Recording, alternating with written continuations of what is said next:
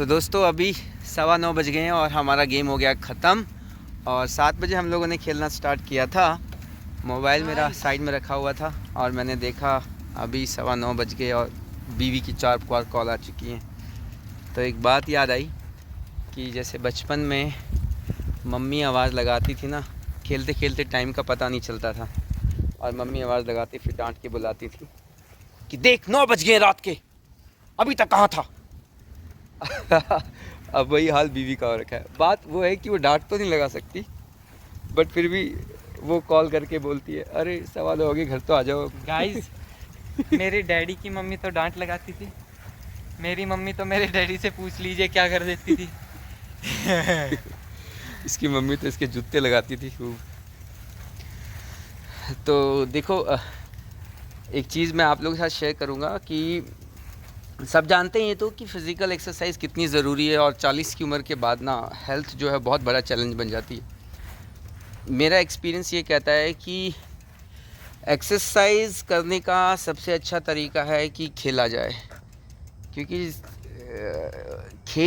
खेल में जो है एक्सरसाइज जो होती है ना वो तोल के नहीं होती। वो आप अपने आप को सारी लिमिट्स तक, अपनी सारी लिमिट्स को क्रॉस कर लेते हो, आप एग्जॉस्ट करते हो जब आप खेल रहे होते हो। एक्सरसाइज जो जिम में की जाती है ना वो बहुत तोल के की जाती है और वो बहुत मोनोटोनस होती है।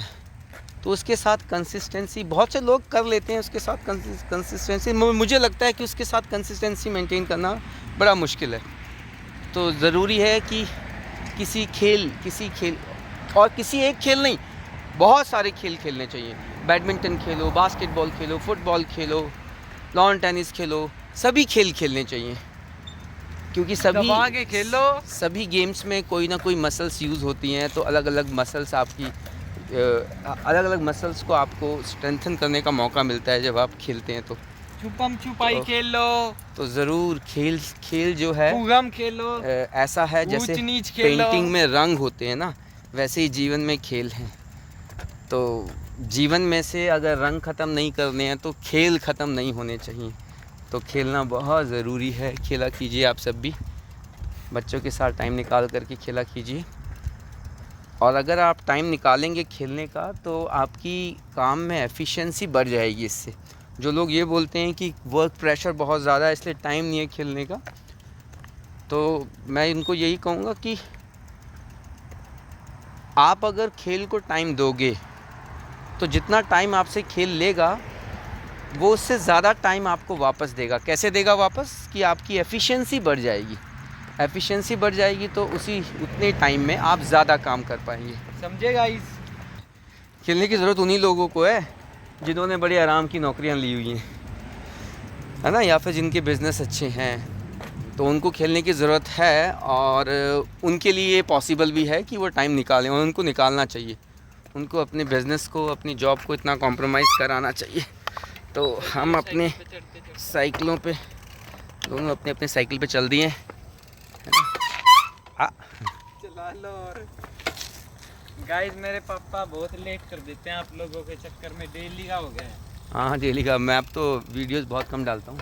वीडियोस बहुत कम डालते हैं पर बेफालतू का टाइम वेस्ट कर देते हैं गाइस बहुत समय में। और ये बात मानते नहीं है इनके हिसाब से।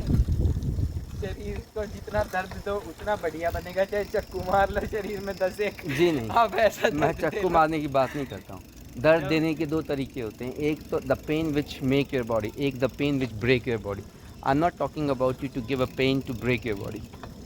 ठीक है, जब आप समझदारी के साथ अपने शरीर को दर्द देंगे, आप उसको बनाएंगे। अरे मैं गाइस को जॉब दे रहा हूं। चक्कू मारने से कोई जो दर्द देंगे वो आपके शरीर को बनाएगा नहीं, वो आपके शरीर को डिस्ट्रॉय करेगा।